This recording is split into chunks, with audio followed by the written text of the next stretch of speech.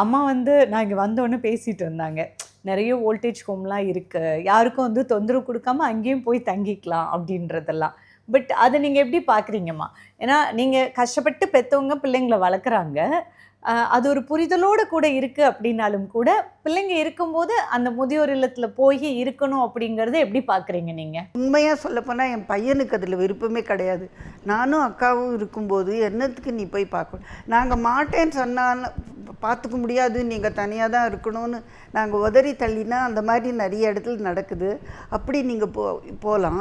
But எங்களுக்கு உங்களை நாங்கள் பார்த்துக்கணும், எங்களோட பொறுப்பு அதுன்னு எங்களுக்கு அந்த ரெஸ்பான்சிபிலிட்டி இருக்குது. நாங்கள் உணர்கிறோம் அதை என்னால் மாற்றிக்க முடியாதுமா அப்படின்னு. அப்புறம் ஒரு இதுக்கு கூட்டின்னு போயே காமிச்சோம். அவருக்கு அது பிடிச்சிது அந்த பிள்ளைக்கு. பட் ஆனால் அந்த ஏஜ் ரொம்ப ஆகிட்டதுனால அவங்க சேர்த்துக்க மாட்டேன்னு சொல்லிட்டாங்க. இந்த வயசுக்கு முன்னாடி வந்திருந்தால் எடுத்துப்போம், அதுக்கப்புறம் 80 ஆனால் பரவாயில்ல அப்படின்வாங்க. அதனால் அவருக்கு ஒரே சந்தோஷம் என் பையனுக்கு. ஓ ரைட் அப்போனா எடுத்துக்க மாட்டான்னா, அம்மா நீ வந்துடுமா, சான் ஃப்ரான்சிஸ்கோவே வந்துடுமா அப்படின்னாரு.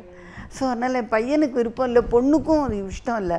பட் எதுனா இதெல்லாம் ரொம்ப நல்லா பார்த்துக்குறாங்கன்றதுனால அவங்க சரி அம்மா அதுவும் வேணால் ரெண்ட்டுக்கு இருந்து போய் ட்ரை பண்ணி பார்க்கட்டும், அந்த ஆசையும் அம்மாவோட திருப்தியும் நம்ம ஃபுல்ஃபில் பண்ணி பார்க்கலாம். அப்படி இல்லைன்னா ஷி கேன் ஆல்வேஸ் கம், நம்ம எப்போவுமே நம்ம வரவேற்க தான் தயாராக இருக்கும் அப்படின்னு அவள் சொல்லின்னு இருக்கா.